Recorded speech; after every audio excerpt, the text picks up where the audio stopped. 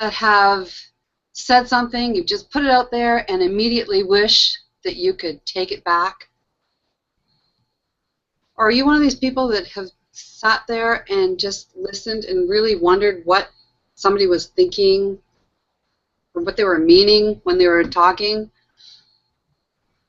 Well, if that's you, and if you've been involved in any kind of situation like this, then this is a show for you, because this is going to be a fun-filled, lighthearted show about the he said, she said. It's going to be a good show. And so on my show today, I have an expert in this on this topic. He's a communication expert, and his name is Geoffrey X Lane, and we'll bring him out in just a few minutes, and we'll get started with the show. So you are watching episode 23 of the Hangout with Penny show. And for those of you that have been making this a habit, you know that one of my favorite things to do is share the wine of the week with you. And you know, I just want to, from a law of attraction perspective, I just want to tell you something. I've always had a passion for wine, and I actually wanted to start a business of some sort with using wine. I wanted to name it Wines of the World. I wanted to have a little shop, or I wanted to have a little wine bar. I always wanted to do something with wine. So now I have a hangout show that I get to share the wine with the world. So you never know how the law of attraction is going to bring something into your life. So the wine I got for tonight, I think it's very suited, because at one time or another, I believe we're all guilty of saying something that we really didn't mean. And so the wine I got is called Guilty. Oh, maybe I should hold it back. Guilty, and I made it women, or Guilty Men. Oops, because we've all at one point in time been guilty of miscommunicating. And so I always like to have a cheers, but I want to share something else with you. A friend of mine got me a gift, and it's called wine. My wine glass says, "Wine is cheaper than therapy." So when you can get together and have a good time like we're going to have tonight, oh, that's amazing what it can do. So Geoffrey, cheers. Cheers. We'll be speaking with you in just a moment. So yeah, so this is episode 23 of the Hangout with Penny show. I have a weekly show, and I just want to let you know that I also have the Hangout with Penny community over in Google+. So go on over there. There's going to be a lot of fun things happening this year. And right now for you, there's 7 tips to greater abundance that's waiting for you over there. And I'm actually in the process of doing a greater abundance teleclass. So stay tuned for that.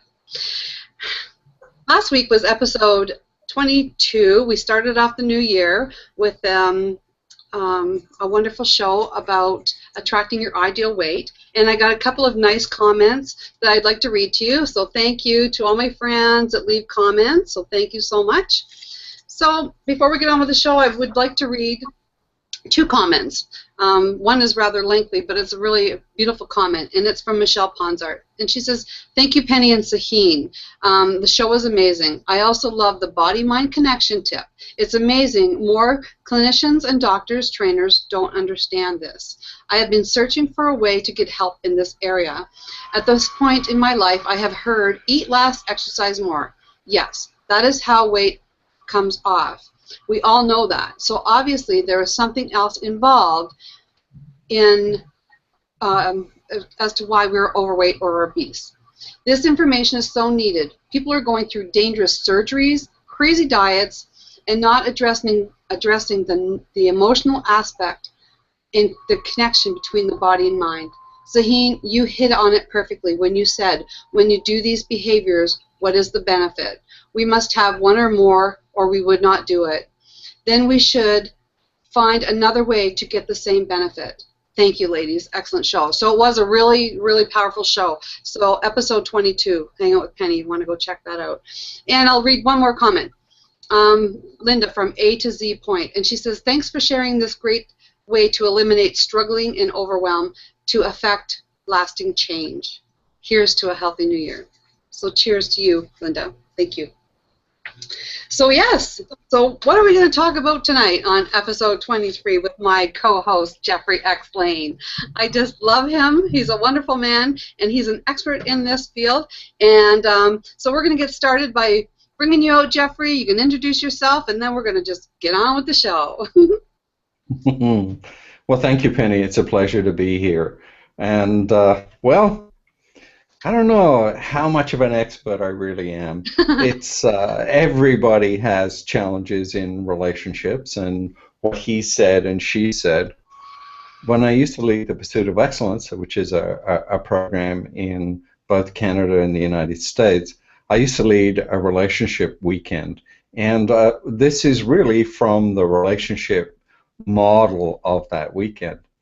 Because I've often found, you know, that there are all of these traps and all of these assumptions that we have in communications.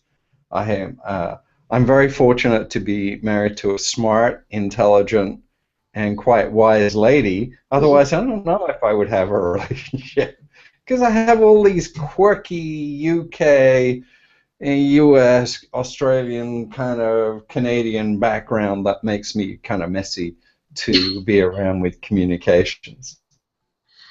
And, you know, there are some things that as a man I've always wanted to tell a woman, hey, don't do that. So one of the things I'd like to talk about when we get a chance is the do's and the don'ts. I know that you ladies have them, don't you? Do's and the don'ts. Okay. Don't you? Okay. We do. We do.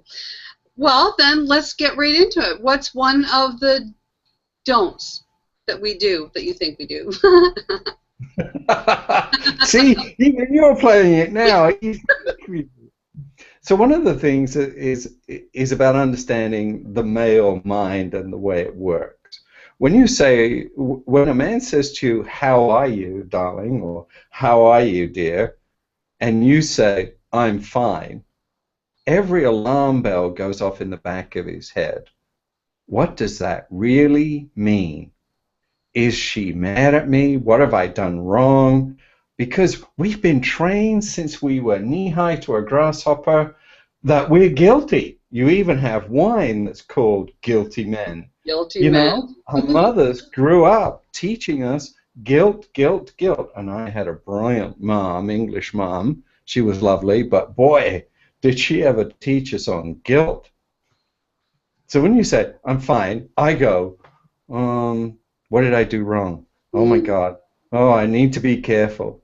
And then there's that trap question. I consider the terrifying question. How does this dress look on me? Does it make me look fat?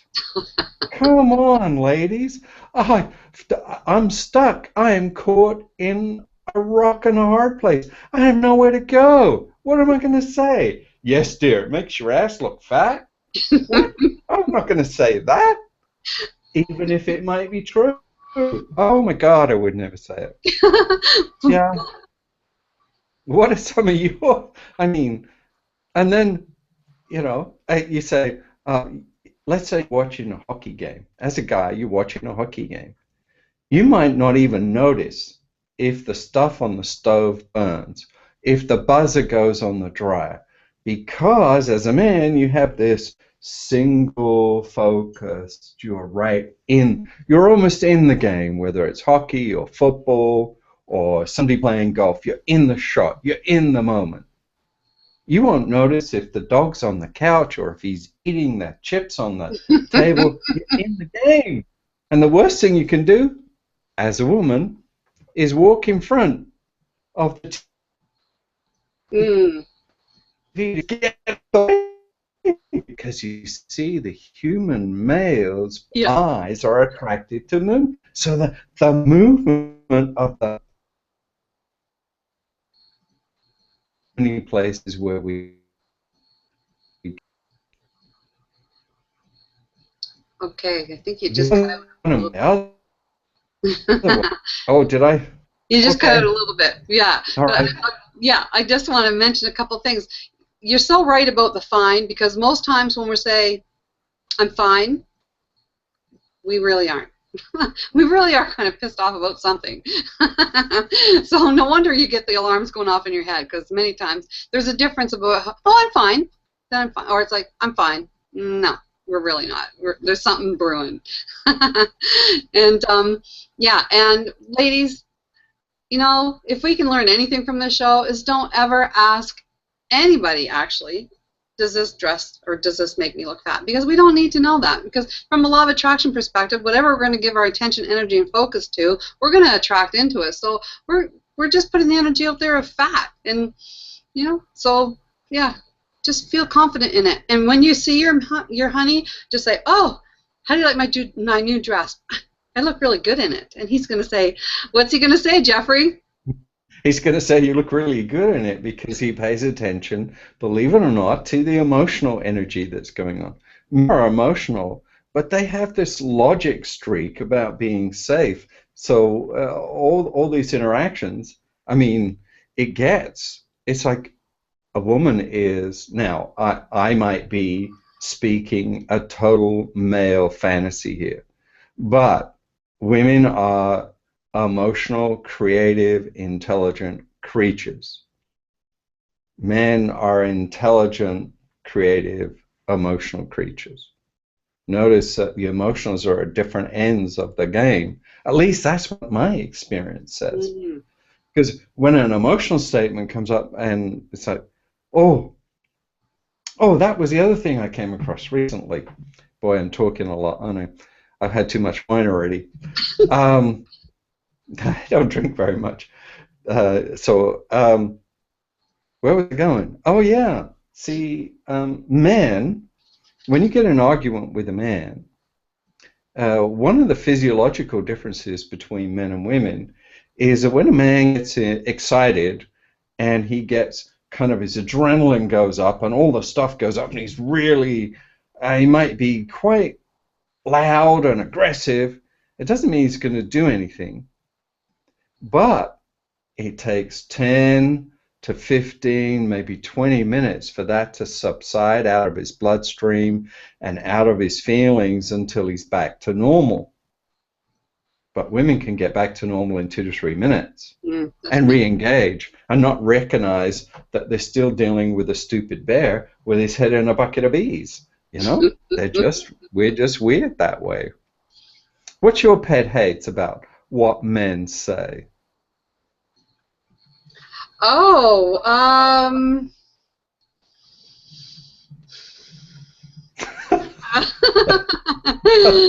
don't know. I need to be in the company of more men, I think. I'll think of it. I'll get to it. But I want to go back to watching the football game.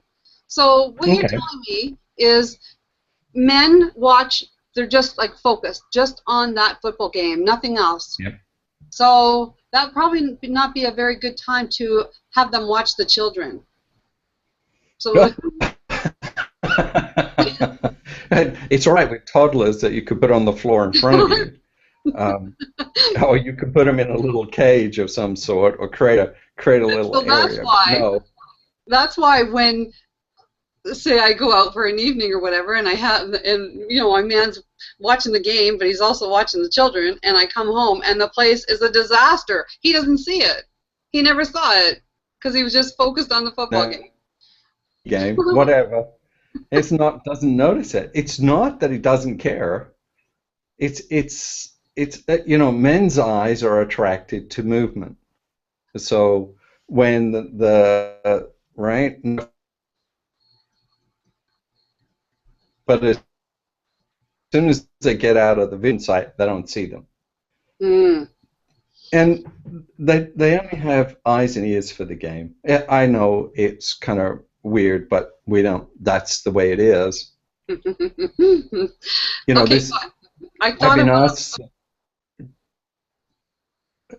of one of my pet peeves. Carry on. And that is when it comes to conversation and texting, it's like short. Answer, done. I need more interaction. Men seem to have they get to the point, and that's it. women tend to elaborate, and we want to talk more. We want we want to share more things, and then men are just like brief. Their answers like to the point.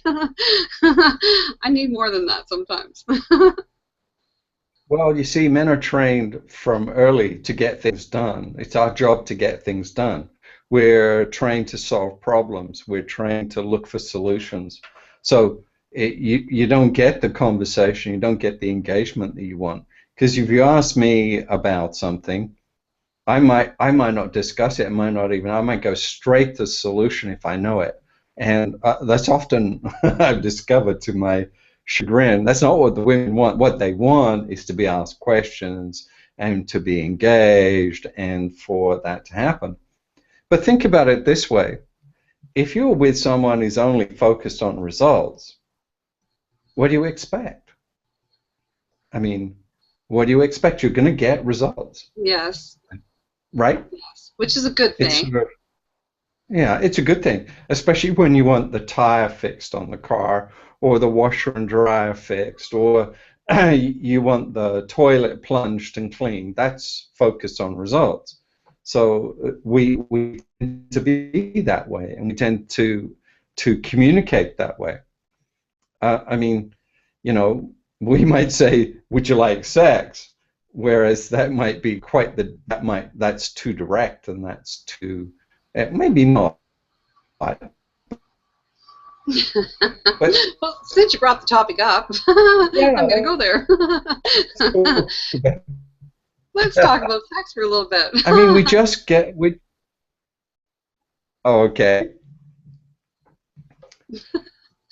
Now we both went silent. Sex, yeah. the taboo subject. So, yeah. So my question to you as a male, yeah. how do you feel, or what is the man's reaction mostly to women initiating sex?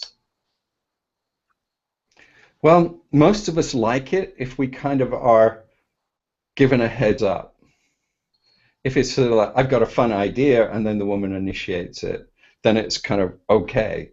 And it's both exciting and interesting, but really we've been brought up with the idea that not only is it our job to initiate it, but it's not male to have the woman initiate it. And not only that, we've been brought up to believe that we're like the ever-ready battery. We're always going to be available for sex. But the truth is, that's not always so. And it takes a different kind of man to say, you know, I have I'd rather watch a hockey game, but we don't do that. I lost you there. Football, hockey, or any sports, their interest in sexual activity goes up because the testosterone goes up. But if you interrupt the man's game, his interest goes down. So right after the game would be a good time to come out in some really nice, sexy lingerie, and that's kind of an initiating the engagement. The moment. Absolutely. Absolutely. It's a great time. And always give him time to go to the washroom and then engage him. But I personally like to be engaged. And it is my training, it's my cultural background to think that I'm supposed to be the one to engage or make the invitation for lovemaking. You know, lovemaking, I think, is quite different from sex. But lovemaking takes time. And if people are tired, they don't do good lovemaking. That's my experience. And men get tired, just as tired and just as stressed. I mean, look at all the Viagra that they sell these days. It's because men are under increasing pressure. And I think that part of the market of Viagra is because men think they have to be always ready for intercourse. Think about the stress of that for a minute. I mean, that's really tough on a guy. And women don't think about that. It is. And often, men still actually like a cuddle, a spooning, an intimacy first before sex. A lot of women think that they're just ready. Okay, I'll show you my, ooh, look at those, and then we're off. Well, that's not really quite true. Okay. So cuddling that with one. I think the majority of us women really like to be cuddled and get that feeling of love and cared for, and I think we can relax a little bit more into it too. And unless it's just a quickie. Anyway, we'll change subject now. Okay, so Quickies are good for lunch break, but. So let's go back to some communication problems that can occur when, if I were to ask you, what's wrong? If you're just sitting on the couch and I come home and I say to you, oh, what's wrong? Well, the first thing is that as a man, it's like, what do you mean, what's wrong? If I'm being quiet, it doesn't mean that something is wrong. If I'm sitting there just being there, maybe reading the newspaper or maybe reading a book, and you ask me what's wrong, immediately I'm looking for what's wrong, and it's not always wrong. If you're in business, sometimes you spent 8 hours a day talking to people, going from one meeting to the other. What you want is an hour or so when you first get home, just to be quiet, not to answer any more questions or give any more explanations, and you're just sitting there. But when somebody says to you what's wrong, immediately it's like, okay, what is wrong? No, nothing. And then if we say nothing, that's never believed, because men do speak in short form. They don't speak in long pieces, although I'm talking like a blue streak tonight. I love it. Yeah.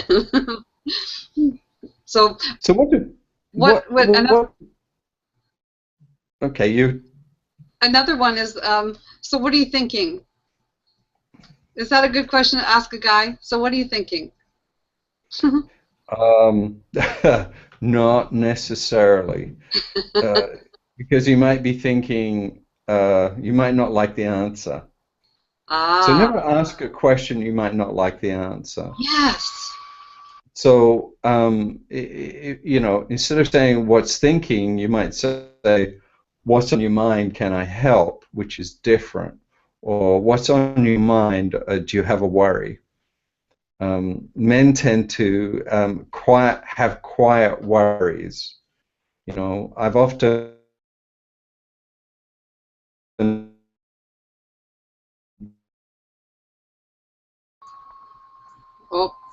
worried about things. Don't necessarily spouses or their girlfriends, because they want to look strong and brave and tough. Silly, but that's the way they look. Vulnerability is not a trait of most men. They wear the armor of self-confidence and stuff. Underneath is just a person trying to struggle with the world. And one of the things that often has come up in the men's groups that I belong to is that, and if you think about this, it's something I put to the women listening, and even to yourself, is that often a woman will than she will on the weekend for their husband, for their husband or their spouse after they've been married. Because that's, if the man shaves and gets dressed fairly good, what's with, why don't women wear makeup on the weekend? I know the practical reason, but it says something sometimes when they're better to see their or better dressed when they go to work. Yeah, you cut out of there. You cut out a bit there, But I think what you were trying to say is many times we'll dress better to go out shopping or go out with our friends or to go out to our work, and then we're just kind of in our grungies when we're at home with our spouse on the weekend. And so, yeah. Is that what you're trying to say? Yeah. Yes. Yeah. Yeah. I must have cut out a lot. Yeah. And you see the thing, if you want more intimacy personally and physically with someone, it is to be attractive. Not necessarily attractive just for them, but to be attractive for yourself. Yes. And so, you know, if I dress up for you, or you dress up for me, that teaches the other person. Because there's a saying that I like to use when people would bring up questions in the relationship workshop. I would ask them, are you being the way you want them to be? Yes. In other words, are you showing up showing up? You are. Yeah. Yeah. So are you being the way you want them to be? So if you want your opposite, your spouse or your partner or your friend to treat you well, are you treating them well? Yes. Are you dressing up for them? Are you showing up for them? Are you being caring for them? Are you being attentive? There's all sorts of ways to be attentive to each other. And Yeah. but I think familiarity accidentally breeds comfort, and then it breeds boredom. So you need to keep those lines of communication open so you can keep it fresh and have that conversation with each other, so you can kind of spice it up a little bit. So if you don't have that communication, if you don't have those lines of communication open, then like you said, things can start getting sloppy, and things can just things get taken for granted, and just in a place of comfort that it's not really helping the relationship. So you think about when we're in the romantic stage of a relationship, we are discovering about the other person. Well, when you've unwrapped the parcel that's the other person, what are you left with? Is it just wrappings? Is it a real person? Have they grown? And are you like some kids, they like the excitement of undoing the Christmas presents, and then they don't even play with the present. They go to the next one because they're much more interested in unwrapping the present. And people can be very much in the infatuation cycle. yes. And when they come out of the infatuation, they've unwrapped the present. They go, well, I don't want this. Oh, look, over there is something much more interesting. So, Geoffrey, we're almost out of time here. So before I come back for your final words on he said, she said, I'm just going to remind everybody that this was episode 23 of the Hangout with Penny show.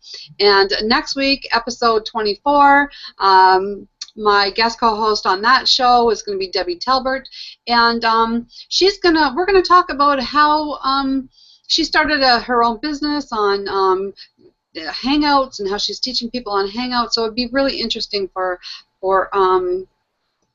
anybody that's considering starting a second career or just having fun and hanging out with us and drinking some wine. So that's next week on the Hangout with Penny show. And so Geoffrey, come on back out and let's give our final words for communication. Okay. Ask yourself the question, if you're annoyed with your spouse, ask yourself the question, are you being the way you want them to be? Because it's not about them. it's about you. Oh, yes. Yes. Oh. Yes, that's so true. So I have a question for you. Is it better? Well, we as women tend to hint. We tend to hint to you, or we think you should know. Our birthday's coming up.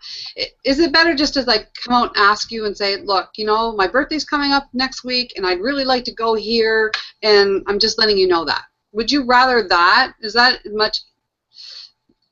a better way to communicate for us, just to be honest and just forward with what it is we want? Just ask for what you want. I think so. And as long as you're ready for uh,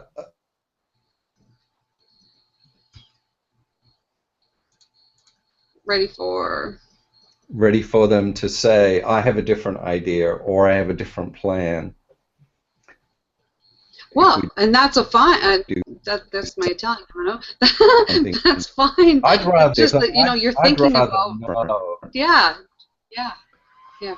I'd rather know myself personally what you want or what you would like, and I'd rather know that in every aspect of the relationship. What you like in bed, what you like first thing in the morning, how do you like to be cuddled, when do you like to do this, what do you? I'd rather know those things, but I also would rather have, and also rather be sort of spurred to come up with something new or different.